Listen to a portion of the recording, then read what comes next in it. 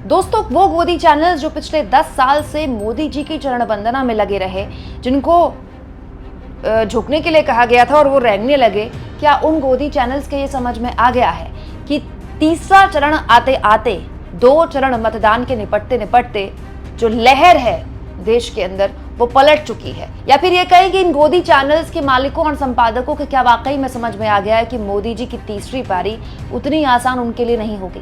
अगर ऐसा ना होता दोस्तों तो ये क्यों होता?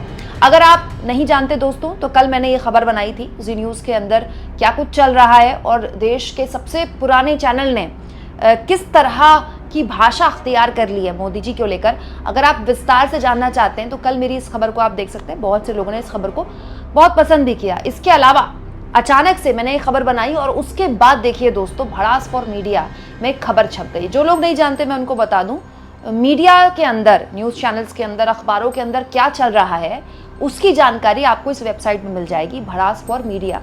दोस्तों, आप ये कह सकते हैं कि ये वो वेबसाइट है जो उनकी खबर बनाती है, जो दूसरों की खबर बनाते हैं। इस तरह की वेबसाइट आपको भारत में बहुत कम मिलेंगी।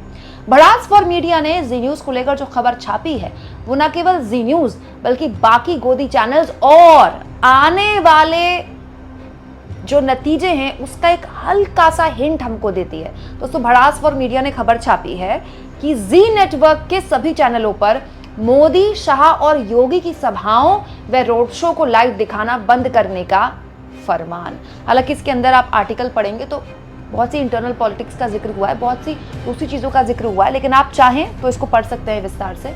लेकिन यहाँ मैं एक बड़ा सवाल उठा रही हूँ। मेरा ये वीडियो जो मैंने कल आपको दिखाया, उसके बाद भड़ास फॉर मीडिया की एक खबर आखिर संकेत कहाँ का देती है? यहाँ पर मैं आपको बता दूँ दोस्तों, जी न्यूज़ हो सकता है कि टीआरपी में बहुत अच्छा करने वाला चैनल ना हो, और अगर जी न्यूज़ मोदी जी की या योगी जी की रैलियां नहीं दिखा रहा है या अमित शाह की रैलियां नहीं दिखा रहा है लाइव, तो उससे किसी नेता को या किसी पार्टी को कोई खास फर्क पड़ेगा नहीं पड़ेगा, इस पर हम बहस कर सकते हैं। लेकिन जी न्यूज़ का ऐसा करना अपने आप में बहुत बड़ा सवाल है, तब जब किसी भी नेता के साथ मालिक की अगर नहीं पट रही है, नहीं बन रही है, तो भी बीच चुनाव में क्या इस तरह का फैसला कोई भी मालिक, चैनल का कोई भी मालिक लेने की हिमाकत या जुर्रत कर सकता है? जुर्रत शब्द मैं इसीलिए इस्तेमाल कर रही हूँ क्योंकि जुर्रत वाकई में न्यूज़ चैनल्स की कितनी है आप जानते हैं। बीच चुनाव में जी नेटवर्क के अंदर लिया गया ऐसा फैसला कि ना तो आप मोदी, ना तो आप योगी जी और ना ही आप अमित शाह की रैली दिखाएंगे। ये अपने आप में एक बहुत गंभीर सवाल खड़ा करता है और एक बड़ा सवाल खड़ा करता है कि आखिर गोदी चैनल्स के अंदर चल क्या रहा है। क्योंकि जैसा कि मैंने कल कहा था, नेताओं से बड़े मौसम वैज्ञानिक तो न्यूज़ चैनल के मालिक और संपादक होते हैं। उन्हें पता होता है किस ओर गाड़ी पलटने वाली है और किस ओर मौसम बदलने वाला है। तो क्या 2 चरण के मतदान होते होते तीसरे चरण का मतदान आते आते न्यूज़ चैनल्स के मालिकों और संपादकों के बीच में ये बात घर करने लगी है? उन्हें बात समझ में आ गई है कि मोदी जी का रिपीट होना मुश्किल लग रहा है, और इस मुश्किल के बीच केवल जी न्यूज़ को हमें नहीं देखना चाहिए, हमें देखना चाहिए सुधीर चौधरी जैसे एंकरों को भी। दोस्तों, आपको याद होगा पहले चरण का जो मतदान था उसका कम प्रतिशत जब आया था, उसके बाद सुधीर चौधरी ने उसी रात जिस दिन पहले चरण का मतदान हुआ था एक बड़ा अजीब और अलग तरह का शो किया था। वो वीडियो भी मैंने आपको दिखाया था, काफी पसंद किया था आपने वो वीडियो। इसमें सुधीर चौधरी ने वो बात बोली थी जिसको बोलने की हिम्मत सुधीर चौधरी ने पिछले 10 सालों में नहीं उठाई दोस्तों। बीच चुनाव में, जी हाँ दोस्तों, बीच चुनाव में, या फिर ये कह ले कि चुनाव की बस शुरुआत ही हुई थी कि सुधीर चौधरी ने अपने शो में ऐलान कर दिया था कि ये जो चुनाव है ना, बड़ा ठंडा चुनाव है, इस चुनाव में किसी की कोई लहर नहीं है। इसको लेकर सुधीर चौधरी सोशल मीडिया में काफी ट्रोल भी हुए कि अरे ये क्या हो गया, सुधीर चौधरी कह रहे हैं कि चुनाव बड़ा ठंडा है, तब जब पहले चरण का मतदान बस हुआ ही है, अभी दूसरे चरण का मतदान बाकी था। उससे पहले ही सुधीर चौधरी ने ये तक कह दिया था कि चुनाव में किसी की लहर नहीं है और ये चुनाव 2014 और 2019 जैसा चुनाव नहीं है। तब सुधीर चौधरी ने पहले चरण के मतदान पूरा होने पर कहा था कि 2014 के चुनाव में लोगों के बीच में एक उत्साह था कि मोदी जी को लाना एक नया चेहरा था, जिसके बारे में गुजरात के लोग जानते थे लेकिन देश के लोग नहीं जानते थे। 2019 में बालाकोट हुआ था, एक राष्ट्रीय सुरक्षा का मुद्दा लोगों के बीच था और वो एक जोश था कि लोगों में ये भावना थी कि मोदी जी को दोबारा एक बार मौका तो देना ही है, फिर एक बार मोदी जी को मौका देना ही है। वैसा कुछ इस चुनाव में दिख नहीं रहा। एग्जैक्टली यही बात सुधीर चौधरी ने अपने शो में कही थी कि ये चुनाव बड़ा ठंडा चुनाव है, इसमें किसी नेता की कोई लहर नहीं है। ना केवल ये बात कही थी दोस्तों सुधीर चौधरी ने, बल्कि कुछ दिन बाद तो सुधीर चौधरी बीजेपी के राष्ट्रीय अध्यक्ष, जी हाँ, बीजेपी के राष्ट्रीय अध्यक्ष जेपी नड्डा का इंटरव्यू कर रहे थे, लेकिन हाथ में किसका मैनिफेस्टो लिया हुआ था? कांग्रेस का। ये वीडियो भी मैंने आपको दिखाई थी, याद कीजिए, जिसमें बीजेपी के राष्ट्रीय अध्यक्ष जेपी नड्डा से सुधीर चौधरी इंटरव्यू में पूछ रहे थे कि देखिए मेरे हाथ में तो कांग्रेस का मैनिफेस्टो है और कहीं पर भी इनहेरिटेंस टैक्स जैसा इस मैनिफेस्टो में नहीं लिखा हुआ है, मंगलसूत्र जैसा नहीं लिखा हुआ है, मुस्लिम लीग जैसा नहीं लिखा हुआ है, तो फिर इस तरह की बातें आप लोग क्यों कर रहे हैं? क्यों? क्योंकि मोदी जी अपनी हर रैली में यही बात कर रहे हैं कि कांग्रेस आएगी तो आपका मंगलसूत्र छीनकर मुसलमानों में बांट देगी, आपके 4 कमरों में से 2 कमरे मुसलमानों को दे देगी, आपकी 2 भैंस में से 1 भैंस कांग्रेस आएगी तो बांट दी जाएगी। इस तरह के आरोप तो मोदी जी लगा रहे हैं। लेकिन इन आरोपों तक आगे चले गए सुधीर चौधरी बीजेपी के राष्ट्रीय अध्यक्ष को कांग्रेस का मैनिफेस्टो दिखाते हुए, तो भी लोगों की त्योरियां चढ़ी, तो भी लोगों को शक हुआ कि ये क्या बात है।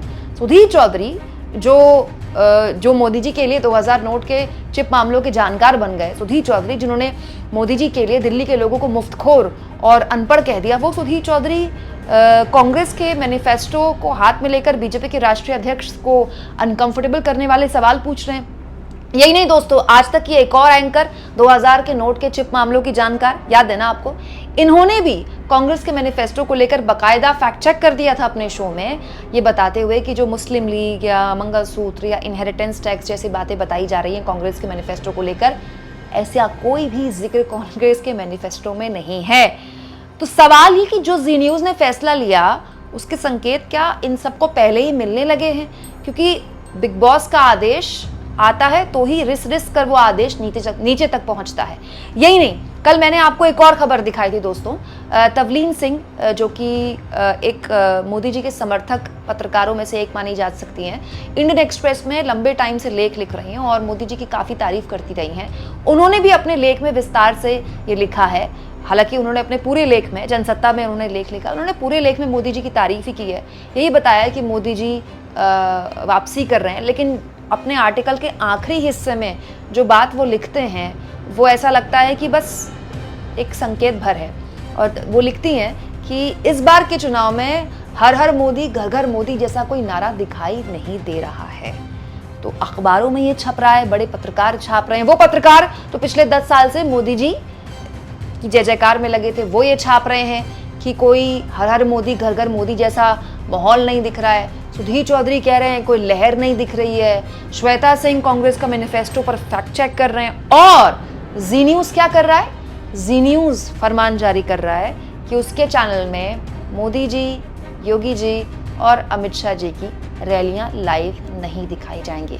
क्या वाकई में माना जाए कि गोदी मीडिया के समझ में आ गया है कि हालात हाथ से निकल चुके हैं बीजेपी के लिए, तब जब अभी केवल 2 चरण का मतदान हुआ है, कल तीसरे चरण का मतदान होना बाकी है। उससे पहले ही इस तरह का फैसला अपने आप में बड़ा होता है दोस्तों, क्योंकि मैं फिर कह रही हूं, किसी नेता से किसी इंडस्ट्रियलिस्ट का अनबन होना ये नॉर्मल बात है, लेकिन बीच चुनाव में किसी न्यूज़ नेटवर्क का इस तरह का फैसला लेना नॉर्मल बात नहीं है।